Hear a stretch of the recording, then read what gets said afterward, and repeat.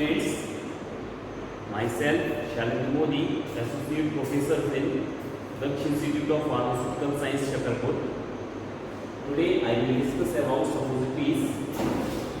First of all, what is suppositories?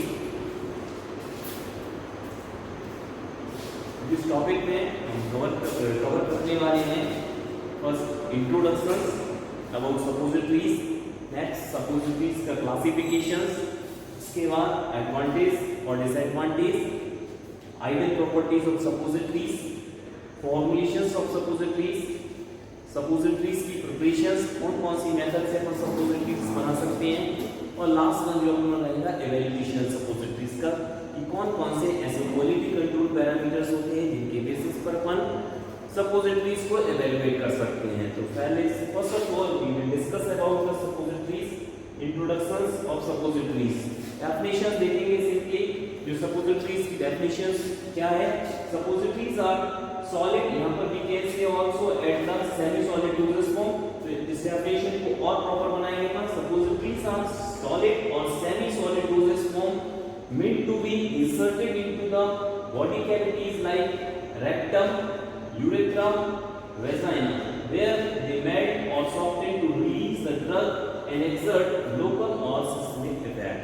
हम suppositories को first of all यहाँ पर जो कवर करेंगे, यहाँ पर लिखेंगे अपन लोग जो सपोजिटरीज होता है सॉलिड या सेमी सॉलिड डोसेज फॉर्म। कोई भी अपन जनरली जो प्रिपरेशंस होती हैं, चाहे वो अपन लोशन की बात करें या लिनीमेंट्स की बात करें, तो उसका सबसे पहले अपन डोजेस फॉर्म कवर करेंगे। तो यहाँ पर भी मैंने सपोजिटरीज को बताया कि जो होता है सपोजिटरीज जो सॉलिड और सेमी सॉलिड नेचर्स का होता है, और इसको अपन बॉडी कैविटीज के ऑर्गन्स होते हैं लाइक अपन रेक्टम रूट से अपन सपोजिटरीज को इंसर्ट कर सकते हैं, यूरेथ्रा के थ्रू अपन सपोजिटरीज को इंसर्ट कर सकते हैं, और यहाँ पर सपोजिटरीज जाकर के मेल्ट होगा और ड्रग को रिलीज करेगा।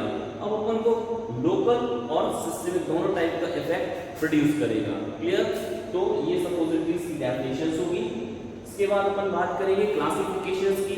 जो सपोजिटरीज होती है, डिफरेंट टाइप के सपोजिटरीज मार्केट में भी अवेलेबल है, कॉमर्शियली भी ये अवेलेबल है वहां पर, लाइक रेक्टल सपोजिटरीज। दूसरा जिसको अपन रेक्टल रूट से अपन एडमिनिस्ट्रेट करेंगे या रेक्टल रूट से अपन बोले कि इसको इंसर्ट कर सकते हैं सपोजिटरीज को। सेकंड वेजाइनल सपोजिटरीज जिसको अपन पेस्ट्रीज करके बोलते हैं। यूरेथ्रल सपोजिटरीज, यूरेथ्रल बोगीज जिसको अपन बोलते हैं। फोर्थ नेजल रूट से भी अपन सपोजिटरीज को इंसर्ट कर सकते हैं।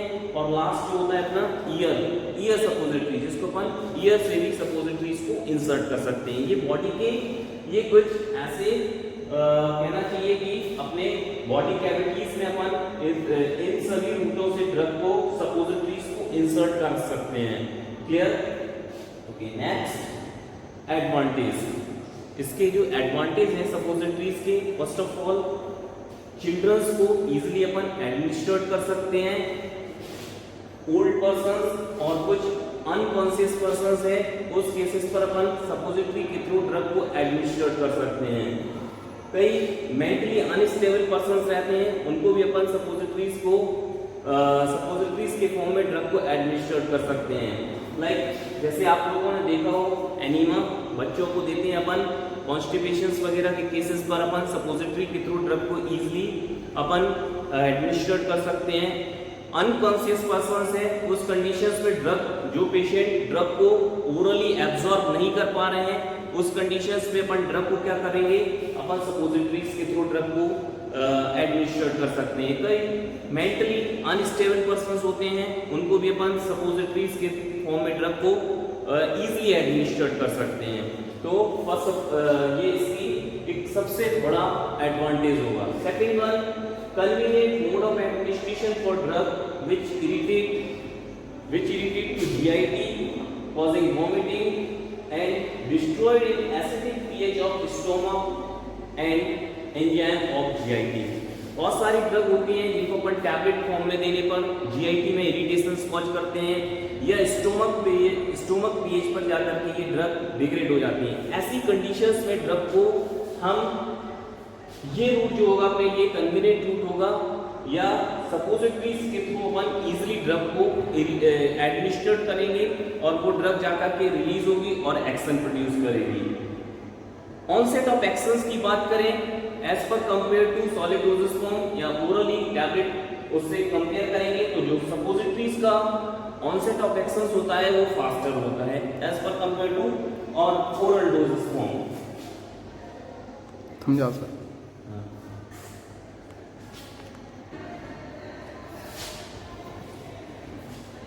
सपोजिटरीज के कुछ ड्रॉबैक के बारे में अपन बात करेंगे। First, they are not acceptable by the patient. Cases में होता है कि पर्सन्स एम्बैरेस फील करते हैं सपोजिटरीज को लेने में, जैसे कि रेक्टल रूट से अपन यदि ड्रग को एडमिनिस्ट्रेट कर रहे हैं तो इजीली चिल्ड्रंस हो गया, स्पेशली लेडी पेशेंट हो गया, इस चीज को इजीली एक्सेप्ट नहीं कर पाते हैं। तो यहाँ पर कई बार इस चीज को सपोजिटरीज को बहुत सारे पीपल्स ऐसे होते हैं कि जो अवॉइड करते हैं। सेकेंड वन, मैन्युफैक्चरिंग प्रोसेस जो है इसकी डिफिकल्ट होती है। यदि सपोजिटरीज को मेथड देके बनाने की तो इसकी थोड़ा सा डिफिकल्ट प्रोसेस होती है as per compare to other dosages form. Third, drug which causes irritation to the mucous membrane cannot administered as suppositories। ऐसी बहुत सारी ड्रग होती हैं जो कि म्यूकस मेम्ब्रेन को इरिटेट करती हैं और म्यूकस मेम्ब्रेन को इरिटेट करने पर हम उन ड्रग को सपोजिटरीज के थ्रू एडमिनिस्ट्रेट नहीं कर सकते हैं। तो this is also the drawback of suppositories. Most of suppositories should be stored. Important one, suppositories को जो स्टोरेज कंडीशंस होता है वो इंपॉर्टेंट होता है। इसको 10 to 20 डिग्री में जनरली हम रेफ्रिजरेटर कंडीशंस में हमें स्टोर करना पड़ता है इसको। तो जरूरी नहीं है हर जगह रेफ्रिजरेटिंग कंडीशंस हम अवेलेबिलिटी हो, तो इस वजह से हम इसको एक ड्रॉबैक में लेंगे कि this is the drawback of suppositories. Ideal properties of suppositories base. Suppositories base के बारे में बात करेंगे। मैं एक छोटी सी बात बताना चाहूंगा आप लोगों को। सपोज जैसे अपन कोई सब्जी बनाते हैं, घर पर वेजिटेबल बनाते हैं, तो वहां पर क्या तैयार करते हैं? ग्रेवी तैयार करते हैं, ठीक है। जस्ट लाइक से यहाँ पर भी हम सपोजिटरी का बेस तैयार कर रहे हैं। उस बेस का कुछ प्रॉपर्टीज होंगी जिस पर ड्रग को हम इजीली डिस्पर्स कर सकें। तो वही बात है कि हमें कौन कौन से ऐसे सपोजिटरीज की प्रॉपर्टीज हमें नीड है। फर्स्ट ऑफ ऑल कह रहा है कि जो सपोजिटरीज का जो बेस का सिलेक्शंस करेंगे ये पैरामीटर्स उसके फुलफिल होना चाहिए, जैसे कि it should melt eight body temperature और डिसॉल्व और डिस्पर्स इन बॉडी फ्लूइड्स। जो बॉडी टेम्परेचर पर सपोजिटरीज को इजीली मेल्ट होना चाहिए। सपोज बॉडी टेम्परेचर हमारा 37 डिग्री सेल्सियस होता है, इस पर्टिकुलर टेम्परेचर पर जो भी ड्रग होगी सपोजिटरीज बेस जो हम सिलेक्ट करेंगे उसको क्या होना चाहिए? मेल्ट होना चाहिए। Second one, it should release any medicament easily. जो भी हम ड्रग का सिलेक्शन कर रहे हैं, जिस भी ड्रग को हम डिस्पर्स कर रहे हैं, वो ड्रग इजीली रिलीज होना चाहिए। मेडिकामेंट मींस ड्रग को इजीली क्या होना चाहिए? रिलीज होना चाहिए। It should keep its safe when being handled. Safe को रिटेन करके रखना चाहिए। जो भी बेस का सिलेक्शंस कर रहे हैं हम इस तरीके के बेस का सिलेक्शंस करेंगे ड्रग के लिए जो कि अपना सेफ को रिटेन कर सके और इजीली हम उसको हैंडल कर सकें। Next one, it should be non toxic और non irritate the mucous membrane. It should also be a non toxic nature, it should also be a non irritant. ये नॉन टॉक्सिक नेचर का होना चाहिए, non irritant nature का होना चाहिए, ठीक है। एंड इंपॉर्टेंट एक चीज इस पर ऐड करेंगे, it should not also produce the any pharmacological response also. हम कोई भी सपोजिटरी बेस का सिलेक्शंस कर रहे हैं तो उसको किसी प्रकार के हमें फार्माकोलॉजिकल रिस्पांस की डिजायरेबिलिटी नहीं है। जो फार्माकोलॉजिकल रिस्पांस हमें मिलेगा वो हम एपीआई से, जो भी हम ड्रग का सिलेक्शंस कर रहे हैं उसको केवल हम ड्रग से ही हमें फार्माकोलॉजिकल रिस्पांस मिलना चाहिए। It should be stable on storage and also stable if heat above it's melting point. Storage हम सपोजिटरीज में बात करेंगे तो यहाँ पर जो स्टोरेज करने के मैन्युफैक्चरिंग के बाद जब हम स्टोरेज करते हैं ड्रग को तो it should also be stable होना चाहिए। अदरवाइज कई सारी ड्रग होती हैं जो भी कोई भी डोजेस फॉर्म में हम फॉर्मुलेट करते हैं वो स्टोर करने के बाद होता है कि डिग्रेड होने की चांसेस ज्यादा रहते हैं। तो इस तरीके के हम सपोजिटरीज बेस का सिलेक्शन करेंगे कि स्टोरेज के बाद ये ड्रग इजीली डिस्ट्रॉय ना हो, ना कि डिग्रेडेड हो। ओके, कुछ और सपोजिटरीज के बेसिस के बारे में बात करेंगे। जो मोल्डिंग प्रोसेस से सपोज अपन सपोजिटरीज बना रहे हैं तो सपोजिटरीज को उस पर एडियर नहीं होना चाहिए। कई बार क्या होता है जब अपन सपोजिटरीज बनाते हैं मोल्डिंग मेथड से तो सपोजिटरीज का जो ऊपर का टॉप पोर्शन होता है वो जाकर के उस पर एडियर हो जाता है। ठीक है, ये चीज नहीं होना चाहिए। इस तरीके से अपन नेक्स्ट वेटिंग और एमल्सिफाइंग प्रॉपर्टी होना चाहिए। ड्रग की बेटर वेटेबिलिटीज होना चाहिए और एमल्सिफिकेशन प्रॉपर्टी होना चाहिए। तो ये बहुत सारे ऐसे आइडल प्रॉपर्टीज इनबिल्ड होना चाहिए किसी भी सपोजिटरी बेस के अंदर। ओके, नेक्स्ट अपन कवर करेंगे फॉर्मुलेशंस। फॉर्मुलेशंस की बात करें कि हम कोई भी सपोजिटरीज बनाते हैं तो उसके लिए कौन कौन सी चीजें हमें नीड होंगी। एक पर्टिकुलर फॉर्मुलेशंस की बात करें तो जो सबसे पहले मैंने बात करी डिटेल्स में एक बेस की, जो सपोजिटरी का बेस होगा। नेक्स्ट जो हम बात करेंगे इस पर ऐड करेंगे एंटीऑक्सीडेंट एजेंट्स को। इसके बाद हम उसमें कुछ emulsifying agents, hardening agents, preservative, thickness agent, thickening agent और प्लास्टिसाइजर्स।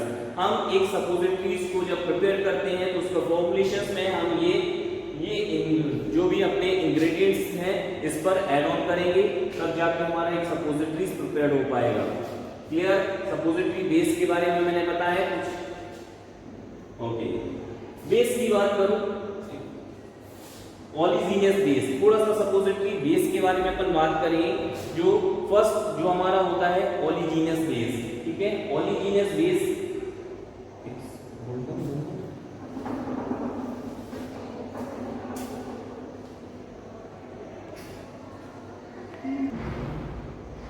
सपोजिटरी बेस में सबसे पहले जो अपन बेस में बात करेंगे पॉलीजीनियस नेचर्स के जो बेस होते हैं, फैटी बेस कहलाते हैं। ये फैटी नेचर के होते हैं, लिपोफिलिक कैरेक्टराइजेशंस के होते हैं।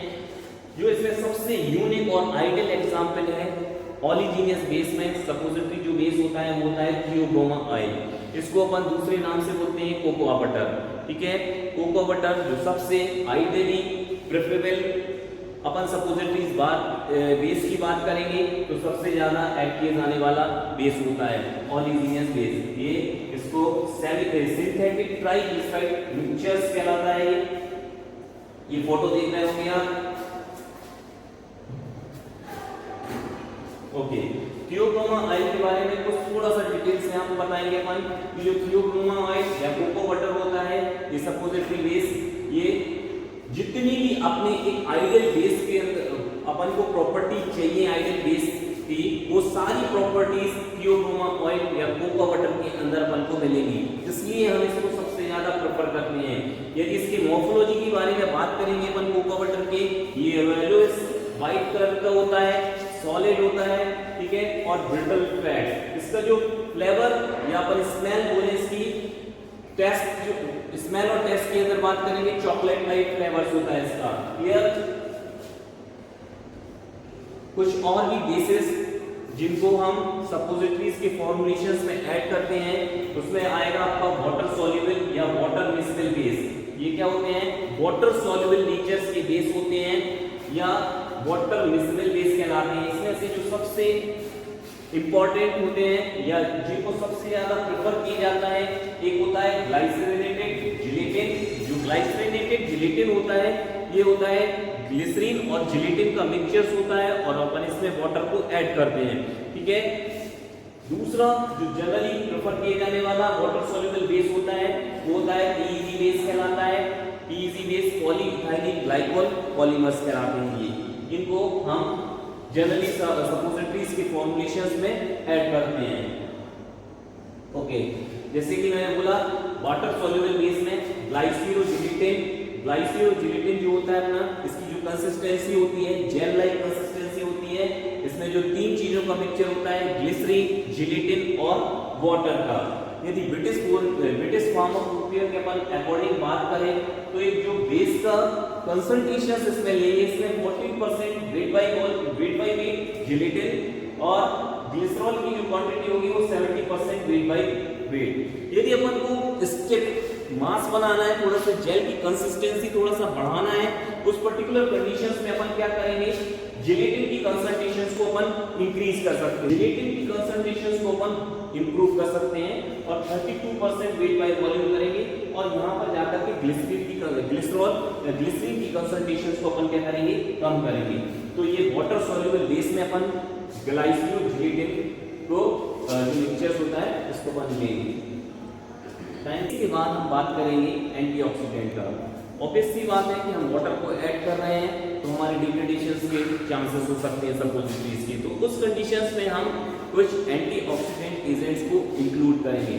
इन जो एंटीऑक्सीडेंट एजेंट्स का रोल होता है ये क्या कहते हैं, they protect the drug and the base from getting degraded due to the oxidation.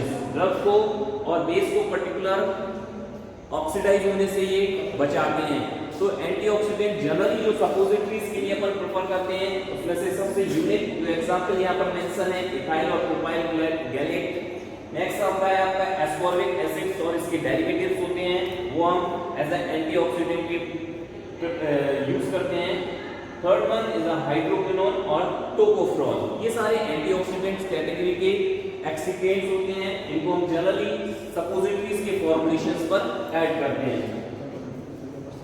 Next आता है अपना इमल्सिफाइंग एजेंट्स। हम फॉर्मुलेशंस में हमने देखा था पहले ही कि हम जनरली फॉर्मुलेशन सपोजिटरीज का बनाते हैं, उस पर हमने पहले देखा था बेस, नेक्स्ट देखा था हमने एंटीऑक्सीडेंट और third one is emulsifying agent. जो इमल्सिफाइंग एजेंट्स जनरली हम ऐड करते हैं इनका जो मेन फंक्शन होता है ये वाटर एब्जॉर्बिंग कैपेसिटी, जो भी फैटी बेस होते हैं उनकी वाटर एब्जॉर्बिंग कैपेसिटी को इंक्रीज कर देते हैं, इसलिए हम इस पर जो सपोजिटरीज की फॉर्मुलेशंस में हम इमल्सिफाइंग एजेंट्स को ऐड करते हैं।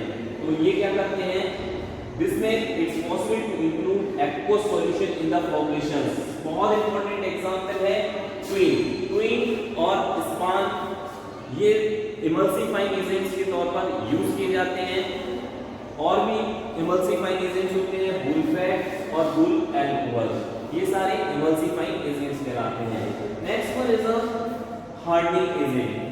कहीं ना कहीं से सपोजिटरीज को प्रिपेयर कर रहे हैं, उसकी हार्डनेस को मेंटेन रखना इंपॉर्टेंट है। तो हार्डनेस को मेंटेन रखने के लिए हम कुछ इस पर हार्डनिंग एजेंट्स ऐड करते हैं जिससे कि ये इजीली सॉफ्टनिंग ना हो पाए सपोजिटरीज को। तो हार्डनिंग एजेंट्स के लिए हम कुछ इंपॉर्टेंट मैक्रोगोल होते हैं, मैक्रोगोल या हाई मॉलिक्यूलर वेट के पॉलीमर्स इसको हम ऐड करते हैं as a hardening agent. Last होता है प्रिजर्वेटिव। कहीं ना कहीं से सपोजिटरीज में हम प्रिजर्वेटिव को ये ऐड करेंगे। सपोज जो प्रिजर्वेटिव होते हैं ये माइक्रोबियल ग्रोथ से अपन को जो फॉर्म सपोजिटरीज बना रहे हैं ये क्या करते हैं, सपोजिटरीज को प्रोटेक्ट करते हैं।